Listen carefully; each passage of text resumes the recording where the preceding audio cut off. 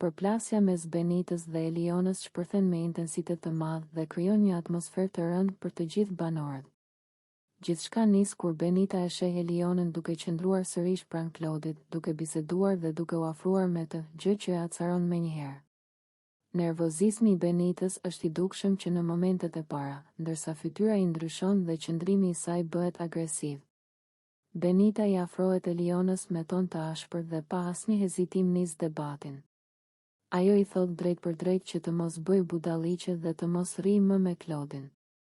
Fjalët e saj janë të forta dhe të mbushura me nerva, ndërsa e akuzon Elionën se po sillet pa mend dhe pa logjik.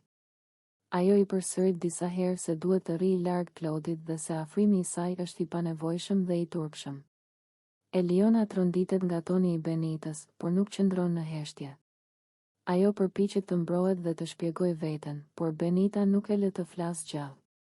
Benita vazhdon të ndërpres, duke i thënë se po sillet si budallaqe dhe se nuk po kupton realitetin. Sipas saj, Eliona po e ul veten duke u mbajtur pas Claudit, i cili, sipas Benitës, nuk ka asnjë interes për të. Debati bëhet gjithnjë më i ashpër. Benita ngre zërin dhe i thot Elionës që të rrijë larg Claudit dhe të mos e shohë më pranë tij.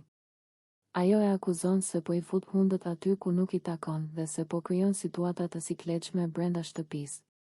Fjalët mos bo budalliqe dhe rri larg Claudit përsëritën disa herë, duke e bërë të qartë se Benita nuk ka ndërmend të tërhiqet.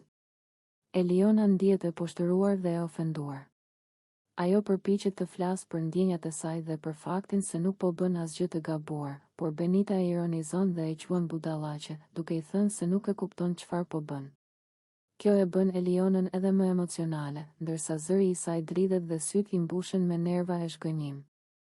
Banorët e tjerë fillojnë ta ndjejnë tensionin dhe e ndjekin situatën nga larg. Askush nuk ndërhyn drejt për drejt, por atmosfera në shtëpi rëndohet ndjeshëm. Çdo fjalë e bë. Enitës duket se e shton edhe më shumë përplasjen, duke e kthyer debatin në një moment të gjatë dhe të lodhshëm emocionalisht. Benita vazhdon të insistojë se Eliona duhet të largohet nga Claudi dhe të mos e kërkojë më. Ajo shprehet se kjo sjellje është qesharake dhe se Eliona po e bën veten keq para të gjithëve. Tonet e saj janë të ashpra dhe pa asnjë filtër, duke e bërë debatin gjithnjë më të rëndë. Në fund, debati nuk gjen zgjidhje. Eliona mbetet e lënduar dhe e acaruar nga fjalët e Benitës, ndërsa Benita largohet e bindur në qëndrimin e saj, duke përsëritur edhe një herë që Eliona duhet të rrijë larg Claudit. Situata lë pas tension, nerva dhe një ndarje edhe më të madhe mes dy vajzave.